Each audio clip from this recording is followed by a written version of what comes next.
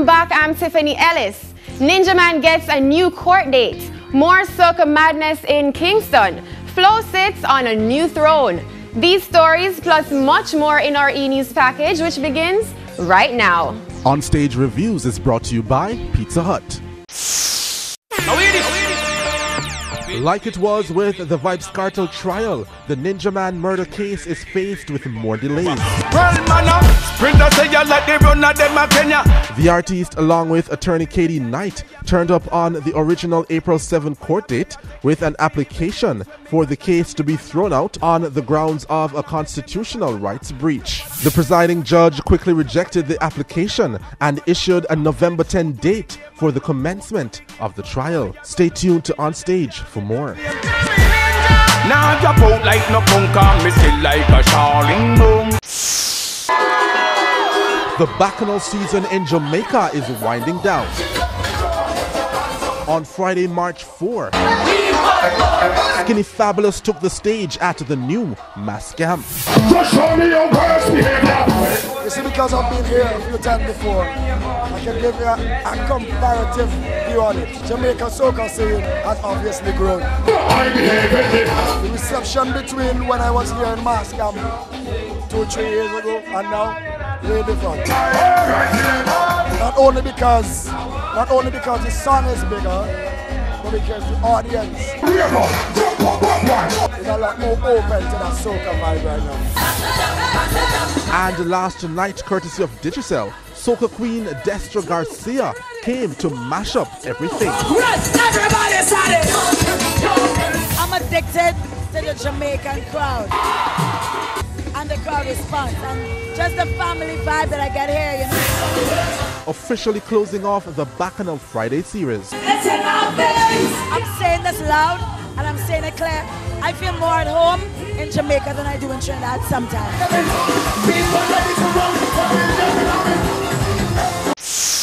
All eyes are now set on playing Dirty Mass, starting with Beach Juve next Saturday at James Bond Beach, featuring Fayon Lyons and Bungie Garlin. We're ready for the road. For those who wanted more than soca though, on Saturday, March 5th at Hope Gardens, courtesy of Heineken, DJ Private Ryan brought the soca. I love Jamaica. Jamaica is a great place. I love it. And went up against Delano and DJ Smoke with their dance song. Can I tell you something? About a year ago, I went to the first one, and I personally had so much fun. I called the team and I said, we have to sponsor this thing.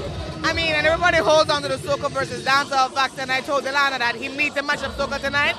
But I'm also a very big fan of that genre. Really and truly, it's just about having a good time. So I know how to go and represent everywhere I go.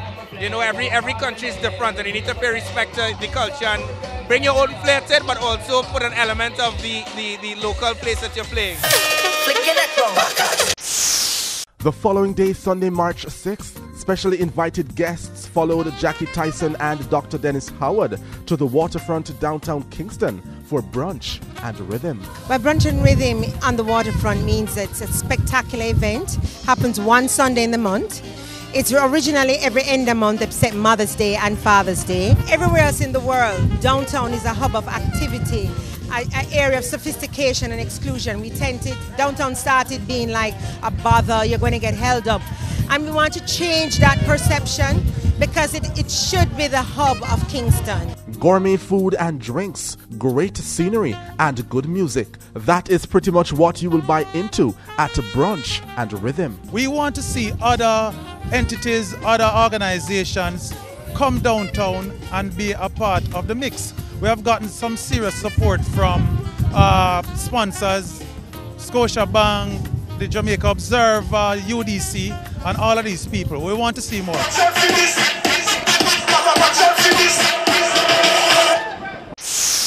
And on the topic of food, rather than just writing letters seeking funding, top Jamaican chefs came together at the Pegasus last Wednesday and did what they do best in an effort to raise funds for international competition, Taste of the Caribbean. Tonight we're having what is called Chef and Show.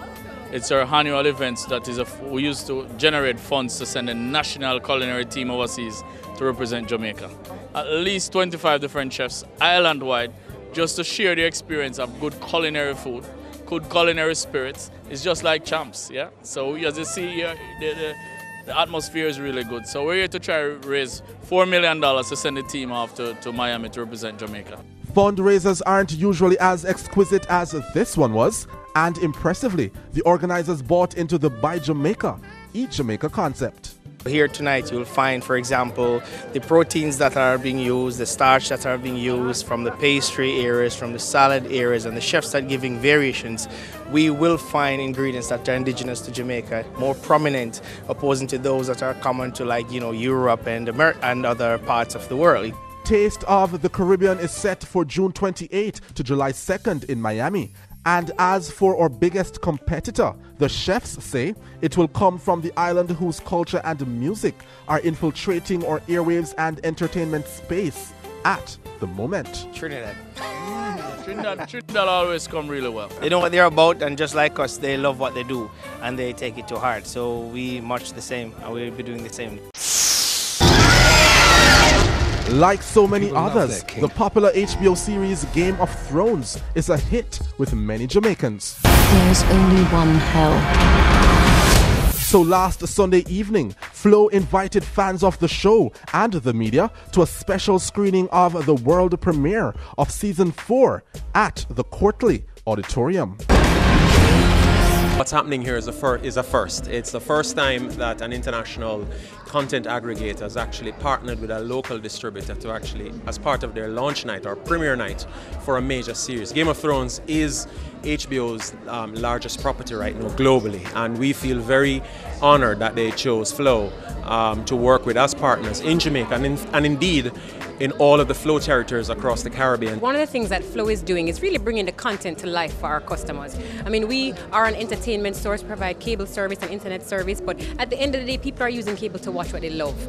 We're a lifestyle brand, and we want to really bring to life what people love so that they can experience it, touch it, feel it. I mean, we're having a fabulous night tonight. If you're a Game of Thrones fan, you're in Game of Thrones heaven tonight, trust me.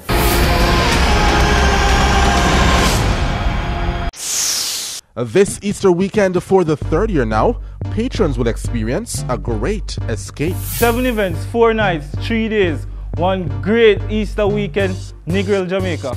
A promise to be much greater than before, event after event. From Negril Bacchanal with Oscar B to British Fantasy Reserve, ending it off with a Wet Dreams, Jamaica, you can't miss this one. So say the organizers. The Great Escape, April 18 to 21. All 18 years old and older are invited.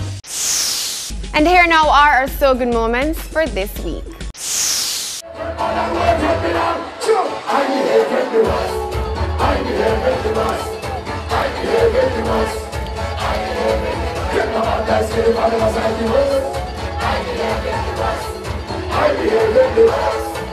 Everyone start weird. Jump up with your hands. Wind up with your hands. Jump the microwave, drop down. Rock up the fence, drop down. Rock up the fence, drop down. Rock up the fence. Jump over to get consequences, drop down. Rock up the fence, drop down. Rock up the fence, drop down. Rock up the fence, move on the way. Well, that brings us to the end of E-News and Reviews for this week. Winford, what do you have for us? Tiffany, it's a lot of great stuff coming up right here on stage. Right. Lady Saw and Bugle are no strangers to high-profile breakups. The two will be here talking about infidelity and meet the 12-year-old National Junior Soca Monarch, who is also founder and president of the Anti-Bullying Association of Trinidad and Tobago. A youngster, only 12. Why Shaggy wants to bring back mayhem to Carnival in Jamaica, I don't know. But Mr. Bombastic will be here to explain. All coming up. But first, Video Stage after the break. Tell you no fall in love from me to the